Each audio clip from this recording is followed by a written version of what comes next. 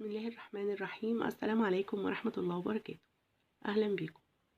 أنا نور ودي قناتي، وأتمنى لو عجبتكم وصفتي النهاردة متنسوش تعملوا لايك وتشتركوا في القناة وتفعلوا الجرس عشان يوصلكوا كل جديد من وصفاتي. وصفتي النهاردة هتكون طريقة عمل مشروب المناعة، وصفة سحرية لعلاج الكحة والتهاب الجهاز التنفسي خاصة عند الأطفال، وهيزود المناعة جدا لأنه بيكافح أعراض البرد والأنفلونزا طوال فصل الشتاء. المشروب ده هيكون مشروبك العلاجي المفضل طوال فصل الشتاء. نبتدي بقى نشوف الطريقة والمكونات.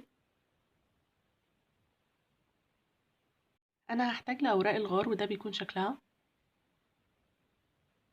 اوراق الغار احنا بنستخدمها كنوع من انواع التوابل، بس هي بتكون ليها فوائد كبيرة جدا للصحة وللبشرة وكمان للشعر. بالنسبة بقى لفوائدها للصحة، فهي تعتبر علاج فعال لأعراض البرد والأنفلونزا والالتهابات خاصة في موسم الشتاء. ومن أهم مميزاتها إنها بتكون مناسبة جدا للحوامل، لأن أوراق الغار بتحتوي على حمض الفوليك اللي بيكون مفيد جدا في فترة الحمل. كمان بيكون علاج لمرضى السكر لأنه بيخفض نسبة السكر في الدم والكوليسترول، وبينظم عمل القلب، وبيعالج اضطرابات الجهاز الهضمي والإمساك والحموضة، وبيعالج فقدان الشهية.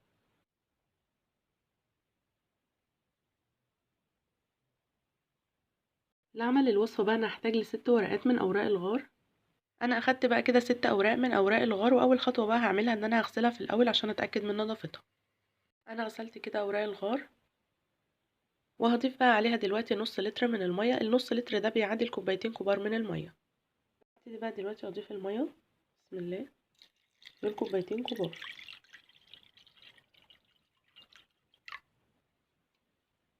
هاخد بقى دلوقتي الطبق ده اللي فيه المية وأوراق الغار وهرفعه على النار، وأول ما يبتدي يغلي أو أول ما يغلي مرة واحدة بس هرفعه من على النار. أنا رفعت بقى كده الطبق من على النار بعد ما سيبته يغلي لمدة دقيقة ودقيقتين بس. بعد ما بيغلي بسيبه لمدة دقيقة ودقيقتين بس، وبعد كده برفعه من على النار. كمان ممكن تقطعي أوراق الغار لقطع صغيرة بالشكل ده عشان تنزل كل خلاصتها بسرعة في المية. هغطي بقى دلوقتي على الطبق بالشكل ده، وهسيبه بقى كده لغاية ما يبرد تماما. في الوقت ده برضو كل أوراق الغار هتفضل تنزل كل فوائدها في المية. هسيبه بقى لغاية ما يبرد وبعد كده نكمل. انا سبت بقى دلوقتي المشروب لغايه ما بقى دافي، انت ممكن تسيبيه لغايه ما يبرد تماما. وهبتدي بقى دلوقتي اصفيه. انا صفيت بقى كده المشروب وممكن نشوف شكله.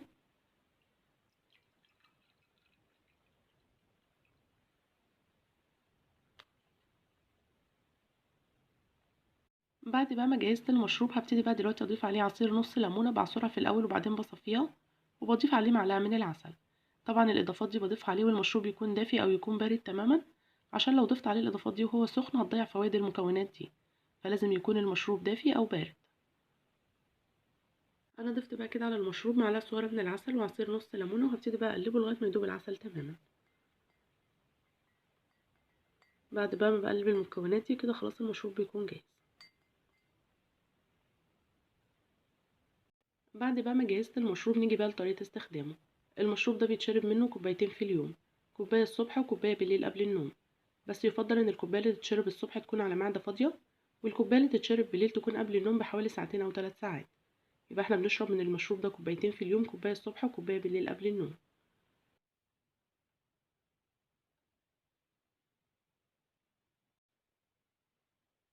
لعمل بقى شراب الغار المركز انا هحتاج ل 12 ورقة من اوراق الغار.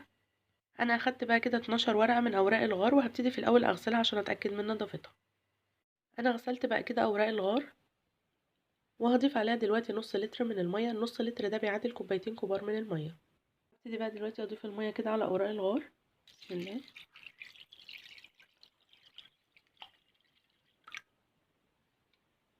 هاخد بقى دلوقتي الطبق اللي فيه المية واوراق الغار ده وهرفعه على النار، وهخلي النار بقى هادية جدا، واول ما يبتدي بقى يغلي هعد بقى 5 دقايق.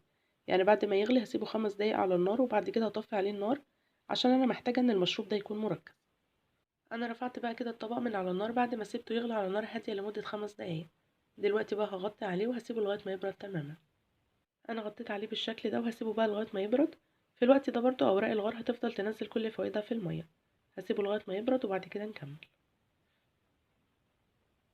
انا سبت بقى دلوقتي المشروب لغايه ما بقى دافي، وهبتدي بقى دلوقتي اصفيه.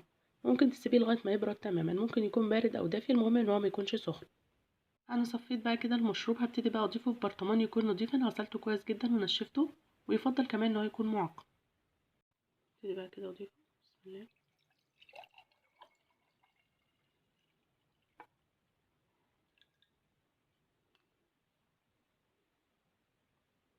بعد ما صفيت بقى كده المشروب هبتدي بقى اضيف عليه في البرطمان عصير ليمونة كاملة، بعصرها وبعد كده بصفيها، وهضيف عليه كمان 150 جرام من العسل. وضروري جدا ان الاضافات دي اكون بضيفها على المشروب وهو دافي او وهو بارد، ما ينفعش وهو سخن عشان ما تضيعش فوائد الليمون وفوائد العسل.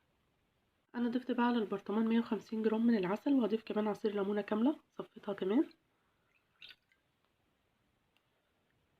وهخلط بقى المكونات دي مع بعض لغاية ما يدوب العسل تماما.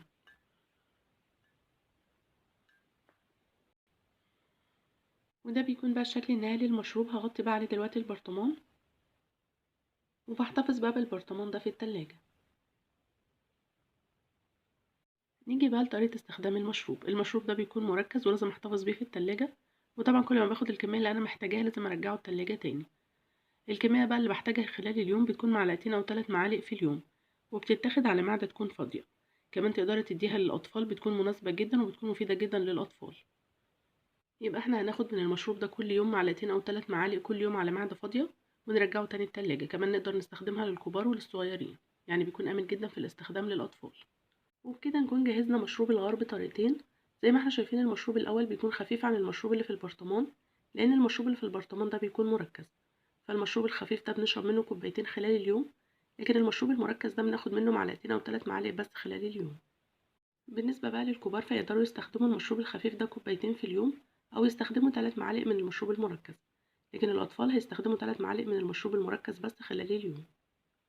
مشروب الغار ده بيعتبر من مشروبات المناعة اللي بتزود المناعة جدا، ومع المداومة والانتظام على استخدام مشروب الغار ده هيديكي نتائج هايلة في التخلص من الكحة، وخاصة للأطفال، وكمان بيقضي على العديد من الأمراض، وبيكون علاج فعال لالتهابات الجهاز التنفسي، وبيكافح أعراض البرد والإنفلونزا خاصة في فصل الشتاء. وأتمنى طبعا إن تكون وصفتي النهاردة عجبتكم. لو عجبتكم متنسوش تعملوا لايك وتشتركوا في القناة وتفعلوا الجرس عشان يوصلكوا كل جديد من وصفاتي. والسلام عليكم ورحمة الله وبركاته.